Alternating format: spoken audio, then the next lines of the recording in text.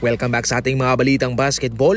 Napag-uusapan to sa ngayon sa NBA na what if ibalik daw ng liga yung kanilang nickname jersey. Yung hindi apelyido kundi nickname mismo, yung palayaw ng mga manlalaro ang nakalagay sa likod ng kanilang jersey. Pero ano nga ba ang kwento nito? Way back 2014 nang ito'y ginawa ng NBA, kanilang pinayagan itong Miami Heat at ang Brooklyn Nets na sumuot ng mga jersey na mayroong nickname sa kanilang likod, hindi yung typical na apelyido.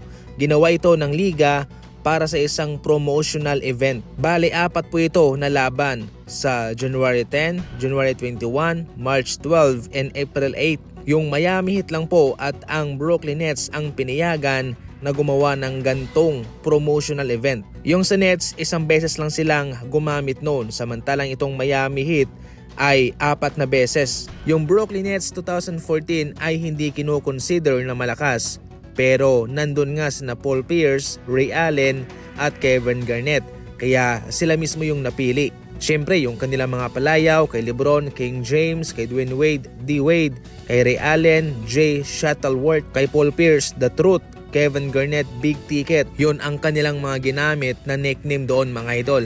Ang promotional na event nito ay kanilang hinango mismo sa 1970s and early 80s, kung saan yung mga players noon ay sumusuot nga ho ng jersey na mayroong palayaw nila sa likod.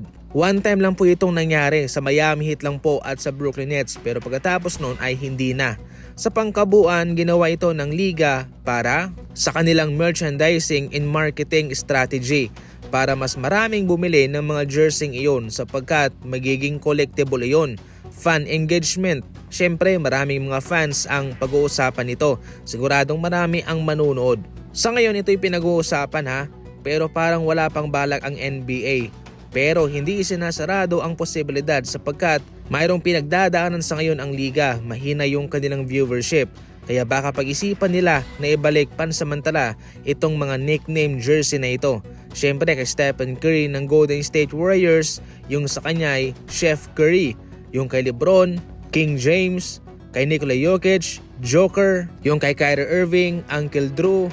Yung kay Anthony Edwards, Ant-Man. Para sa inyo, nais nyo bang makita ang mga iniidolo nyo na sumuot ng gantong jersey? Siguradong marami talaga ang manunood nito at mas marami ang bibili ng mga jersey. Yung kay Luka naman, magiging Luka Magic ang kanyang nickname sa kanyang jersey. Samantalang kay SGA ng OKC Thunder ay siguradong magiging free throw merchant.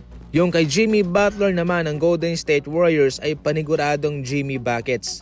Para sa inyo, ano ang komento ninyo patungkol dyan? Dapat bang ibalik ito ng NBA? I-comment lang.